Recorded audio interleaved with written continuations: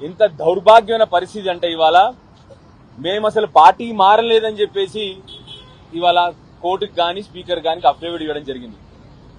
Speaker గారి మీద మాకు పూర్తి నమ్మకం ఉంది.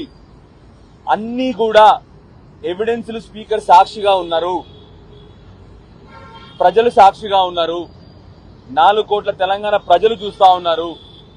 వీళ్ళు పార్టీ మారలేదనడం ఇంత సిగ్గుచేటు ఇంకెక్కడా ఉండదు. మీకు నిజంగా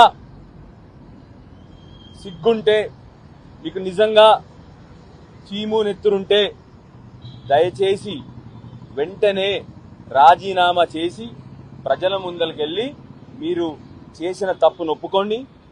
ప్రజలు ఏ నిర్ణయిస్తారో ఆ నిర్ణయాన్ని కట్టుబడి ఉందాము. అన్నిటికంటే దారుణం ఏంటంటే ఇవాళ మీరు రాసిన వ్యాసాలు కూడా, మీరు ప్రచురించిన వ్యాసాలు కూడా నిజము కాదని చెప్పే పరిస్థితికి వచ్చినది.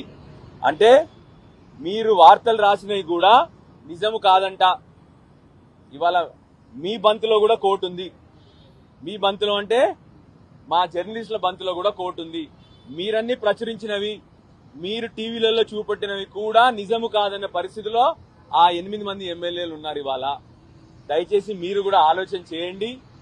మీరే నిర్ణయం చేస్తారో ఈ మీ బంతిలో కూడా కోర్టు ఉంది. ఇవాళ మీ కోర్టులో కూడా బంతి ఉందని చెప్పి మీకు చెప్తా ఉన్నాను. మళ్ళీ ఒకసారి స్పీకర్ గారిని కోరుతా ఉన్నాను.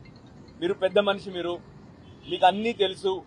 లోపల జరిగిన ఇవాళ మేము ఇచ్చిన ప్రతి ఒక్క ఎవిడెన్స్ కి ప్రత్యక్ష సాక్షి స్పీకర్ గారు, అలా డౌటే లేదు.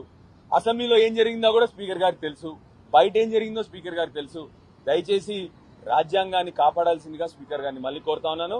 అదే విధంగా మా జర్నలిస్ట్ మిత్రులు ప్రచురించిన ప్రతి ఒక్క వార్తని మరి గౌరవించాల్సిందిగా స్పీకర్ గారిని కూడా కోరుతా ఉన్నాను. వాళ్ళకు కూడా గౌరవం దక్కాలని చెప్పి కోరుతా ఉన్నాను.